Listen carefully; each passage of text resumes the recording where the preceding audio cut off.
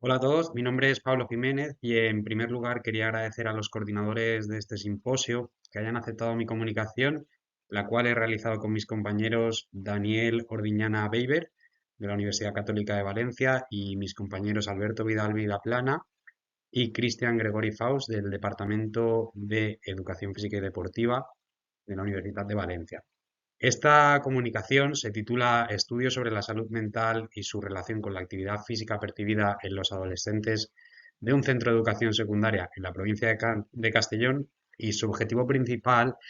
era el de estudiar cuáles eran los niveles de salud mental de los alumnos de la educación de educación física en los cursos de primero y segundo de la ESO del centro educativo San Cristóbal, perteneciente a la provincia de Honda, en Castellón, así como ver cuál era la relación de esta salud mental con la actividad física percibida del alumnado. Bien, la justificación para la realización de este trabajo es que en la actualidad la salud mental se ha convertido en una prioridad, tal y como defienden organizaciones de alto prestigio, como puede ser la Organización Mundial de la Salud, y dentro de la evidencia disponible hemos seleccionado la encuesta de factores de riesgo de la escuela secundaria, elaborado por la Agencia de Salud Pública de Barcelona como documento de referencia, en la que se indica que durante los últimos 5 años, es decir, la comparación entre los datos obtenidos por esta agencia en 2016 y 2021, se, la salud mental de los jóvenes, de los adolescentes, ha bajado, y en la actualidad en Barcelona, ¿vale? O tomando los datos de referencia de Barcelona, un 20% de las mujeres y un 10% de los hombres adolescentes están en riesgo de padecer problemas de salud mental. Un dato bastante interesante respecto a este informe es que en términos promedio la aparición de estos problemas mentales suele ocurrir a la edad de 14 años, que justamente es una de las edades que tenemos comprendidas dentro de la muestra que hemos utilizado para nuestro estudio y que hemos utilizado de manera intencional por ese motivo. Asimismo, la evidencia científica disponible ha probado de manera sistemática, ha demostrado de manera sistemática que la actividad física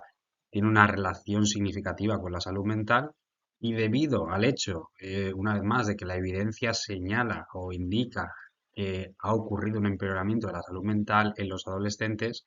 se realiza el presente trabajo con el objetivo de conocer, en este caso, en nuestro contexto específico, cuáles serán los niveles de salud mental de los adolescentes del Centro San Cristóbal de Onda.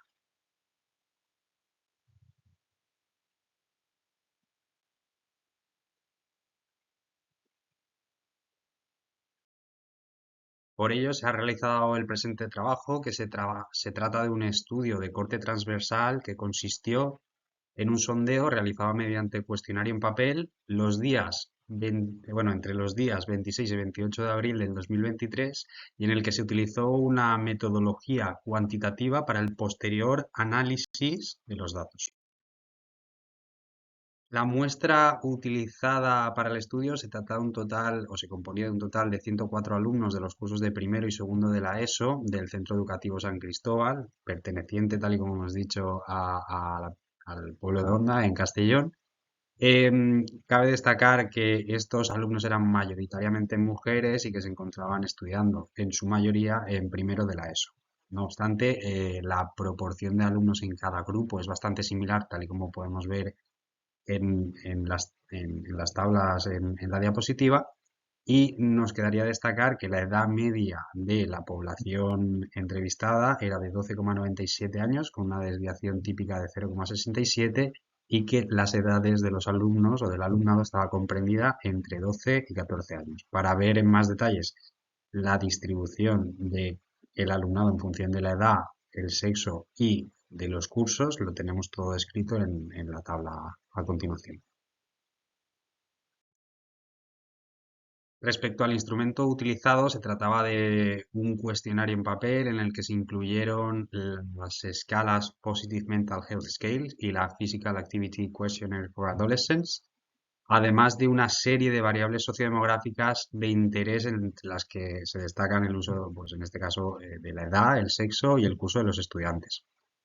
Antes de pasar a comentar el siguiente apartado, no obstante, quería destacar que las escalas utilizadas han sido validadas previamente en la literatura y han sido adaptadas al español en el caso de la Positive Mental Health Scale, que fue adaptada por Belten y colaboradores en el año 2022. Bien, con respecto al tratamiento de los datos, se comprobó en primer lugar la validez unidimensional de las escalas utilizadas, obteniendo un alfa de Cronbach de 0,9, que demostró que las escalas utilizadas eran válidas, tal y como se había demostrado previamente en la literatura. A continuación, se realizó la prueba de Shapiro-Wilk para comprobar si,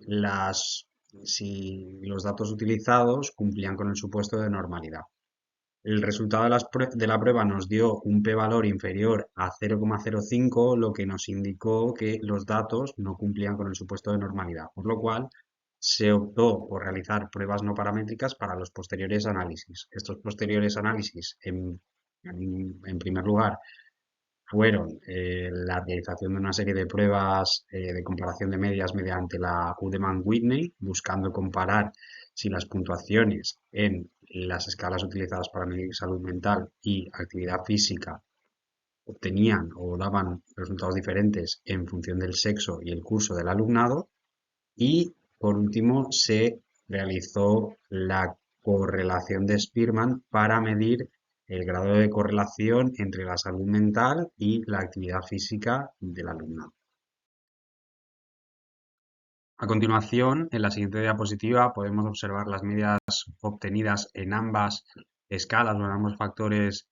del alumnado, así como las puntuaciones medias en función del sexo y el curso de los alumnos. En cuanto a la puntuación del Positive Mental Health Scale, tenemos una media de 19,06 con una desviación típica de 6,39. Tal y como he comentado brevemente antes, para obtener la puntuación global de esta escala, lo que se hace es sumar cada una de las puntuaciones en cada uno de los 9 ítems que compone la escala, que se puntúan de 0 a 3. También vemos, en este caso, una puntuación media de 3,34 con una desviación estándar de 1,1 en el caso del Physical Activity Questionnaire for Adolescents, que en este caso se calcula haciendo una media de las puntuaciones de los ítems recogidos en esta escala. Bien, después de mostrar los resultados descriptivos, en un segundo paso, para comprobar si existían diferencias estadísticamente significativas entre las puntuaciones de hombres y mujeres en el Positive Mental Health Scale, tal y como podríamos suponer en base a los resultados de la literatura, se realizó la prueba de Udeman-Whitney para comprobar esta diferencia entre grupos. Los resultados de la prueba nos han dado o nos han otorgado un p-valor de 0,025, que es inferior al valor límite de 0,05, indicándonos que existen diferencias estadísticamente significativas entre ambos sexos. Además, el resultado de la prueba nos otorga un valor del efecto en el Rank Biserial Correlation de 0,024, que sería un efecto leve, con lo cual podríamos considerar estas diferencias entre sexos como diferencias leves.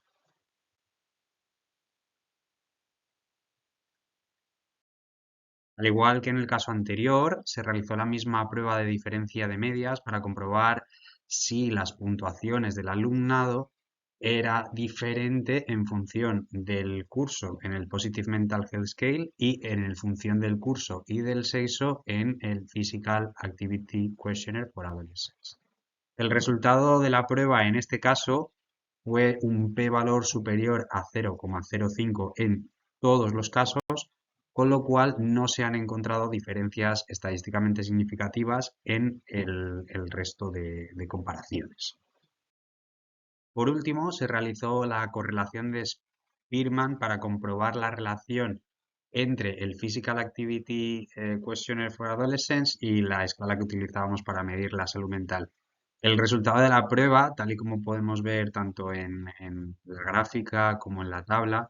nos demuestra una correlación significativa con un coeficiente de correlación superior a 0,08, lo que indica una correlación muy fuerte entre ambas variables en línea con lo propuesto con la literatura, que nos indica que existe una relación muy intensa, una relación fuerte entre la actividad física y la salud mental en adolescentes.